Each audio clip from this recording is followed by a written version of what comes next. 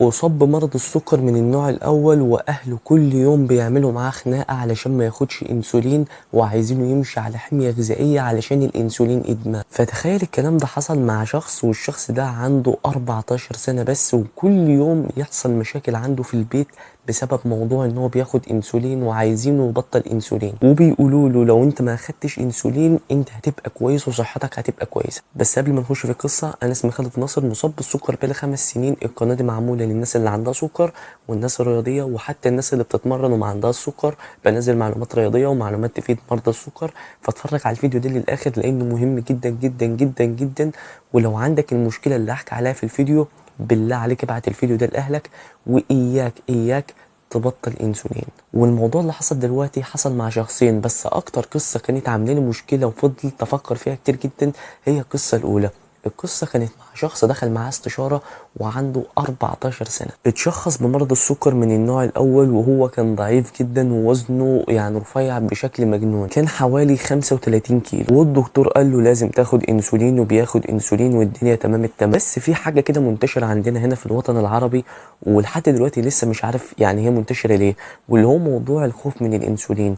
دايما الشخص بيخاف من الانسولين، حتى لو انت مثلا من مصر من اي دولة ورحت قلت لشخص انا عنده سكر وباخد انسولين، دايما بيتفاجئ وبيخاف. فاللي يعرف الموضوع ده بيحصل ليه بالله عليكم قولوا له في الكومنتات، لان الموضوع ده مسبب لي مشكله ومش عارف. طب يعني ايه انسولين؟ ما هو الانسولين بيتفرز عندك انت كمان لو انت ما عندكش سكر، بس هو مش بيتفرز عندي فانا باخده. المهم الحوا عليه بالكلام وقالوا له لازم تبطل انسولين ومش عارف ايه، والانسولين ادمان، ولازم تمشي على دايت وما تاكلش فيه كربوهيدرات، تعيش على البروتين والدهون والخضار والكلام ده كله. المهم ان هو سمع كلامهم رغم ان هو عارف ان ده علاج وما ينفعش يبطله. بس اللي حصل ان اول حاجه كده وزنه نزل ل 25 كيلو. عايزك تتخيل ان في انسان ممكن يبقى وزنه 25 كيلو. ومش بس كده، ده راح المستشفى بسبب تسمم حصل له بسبب ارتفاع السكر. وانت عارف ان لما الشخص ما بياخدش انسولين بيفضل يروح على الحمام يجي من الحمام، فالموضوع ده كان بيحصل معاه بشكل متكرر. وقالوا له بدل الانسولين خد عصير بصل ومش عارف عصير ايه واعشاب معينه والكلام ده كله،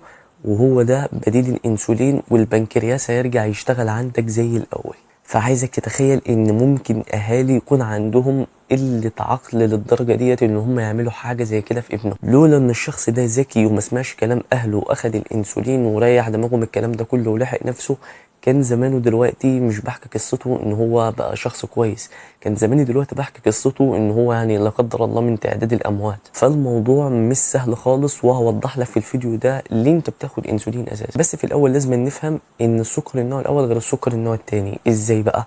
يعني لو انت عندك جدة او عندك حد قريبك عنده سكر وبياخد حبوب برشام اي حاجة من الكلام ده كله، فده يعني بنسبة كبيرة عنده سكر نوع تاني. تمام.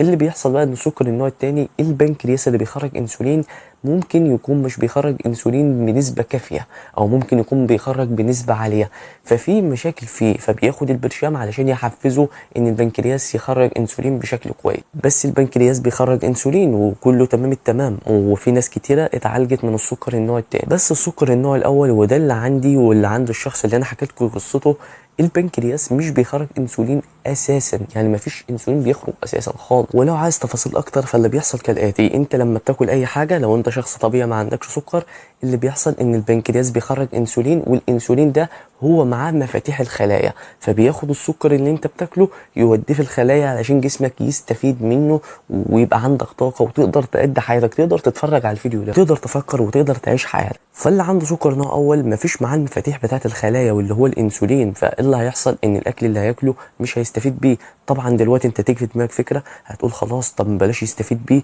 ياكل اللي هو عاوزه، ولو الواحد عايز يخس هيخس ومش عارف ايه وياكل زي ما هو عايز. بس هي مش بتتحسب كده خالص، انت محتاج جلوكوز ومحتاج سكر علشان تقدر تركز معايا، علشان تقدر تتمشى، عشان تقدر تعمل اي حاجه، عشان تقدر تحرك ايدك كده، انت محتاج مصدر طاقه واللي هو الجلوكوز، فده مش موجود. وجسمك محتاج نسبه بروتين علشان تعيش حتى لو مش بتتمرن. الاحماض الامينيه اللي بتبقى في البروتين علشان تدخل جوه الخلايا محتاجه انسولين، فالانسولين مش مهمته بس ان هو يظبط مستوى السكر، الانسولين عدم وجوده في الجسم دي مشكله كبيره، لان انت كده مش تقدر تتفرج عليا اساسا، مش تقدر تعمل اي حاجه في حياتك، مش تقدر تمسك القلم وتكتب لو انت في المدرسه، مش تقدر تعمل اي حاجه. فالموضوع مش عباره عن ان الانسولين ادمان، موضوع اكبر من كده بكتير. فالمهم اللي بيحصل ان السكر بيعلى جدا، والخلايا ذات نفسها بتبقى عايزه جلوكوز عشان تقدر تعيش، تقدر تتعامل في حياتك. فاللي بيحصل ان جسمك بيكسر الدهون اللي موجوده فيه، ولما بيكسر الدهون بيحصل حاجه كده في الجسم زي كيتونيات او ماده كده اسمها كيتونات. فلما الموضوع بيزيد بالشكل ده فبيحصل حاجه اسمها الحموضه الكيتونيه. الحاله دي لما بتزيد جدا ممكن تعمل لك مشاكل كبيره ومصايب كبيره وتوصلك لغيبوبه سكر، ولا قدر الله ممكن تهدد حياتك. فلو جينا كده بوقفه بسيطه هنفهم ان لو الشخص اصاب بمرض السكر لازم من اول يوم ياخد فيه انسولين، مش علشان الانسولين ادمان وحرام والكلام ده كله، لا، علشان الانسولين دي ماده موجوده في جسم كل انسان، فمريض السكر ما عندوش الماده دي فلازم ياخدها علشان يعيش حياه طبيعيه. فرسالة للاهالي في اخر الفيديو ده، انا عارف ان انتوا خايفين على اولادكم، بس صدقني الانسولين مش ادمان. الانسولين الماده دي موجوده في جسم كل انسان، بس مش موجوده في جسم ابنك فلازم ياخدها من بره. ولحد دلوقتي ما فيش علاج للسكر النوع الاول غير الانسولين. فلو انت منعته من الماده ديت ان هو ياخدها ومنعته من العلاج ده فصدقني انت بتظلمه ظلم مش طبيعي. ولو ابنك ما خدش انسولين ده هيؤدي لخطر كبير جدا في حياته لو هو مصاب بالسكر من النوع الاول. انا حكيت القصه دي مش علشان اخوفك، انا مستأذن الشخص بتاع القصه علشان انبه كل الاهالي وكل شخص ان هو ما يسمعش كلام حد خالص من الناس غير دكتوره، ولا تسمع شخص على السوشيال ميديا. اي كلمه بقولها لك انا ذات نفسي حتى لو انا مصاب ومطبق كل حاجه بقولها لك وادت بيا ان انا الحمد لله وصلت لجسم كويس ووصلت لانتظام في مستوى السكر كويس، ايا كان ايه هي لازم ترجع لدكتورك في كل حاجه بتتقال. ممكن حاجه تظبط على شخص ما تظبطش على شخص تاني، فاي حاجه او اي حاجه ممكن تسمعها لازم تراجع فيها دكتورك حتى لو مين اللي قايلها. بس كده انا خلصت، ان شاء الله اكون خفيف على قلبكم. لو انت مصاب بالسكر من النوع الاول وحابب تحجز استشاره او تبدا في التدريب الاونلاين سايب لك اللينك بتاع الانستجرام ورقم الواتساب في الديسكريبشن تحت في الوصف. ولو انت شخص عادي عايز توصل لجسم كويس، فانا الحمد لله مصاب بالسكر ووصلت للمستوى اللي قدامك ده، فانت كده عارف انا ممكن اوصلك لايه بعد توفيق ربنا اكيد. فابعت لي برضه وابعت لك كل التفاصيل، وفي خصومات الفتره ديت لفتره محدوده جدا، فخش ابعت لي رساله وشوف النتائج عندي على الانستجرام، الناس اللي دخلت معايا استشارات والناس اللي اتدربت معايا اونلاين، وان شاء الله نعمل نتيجه كويسه مع بعض.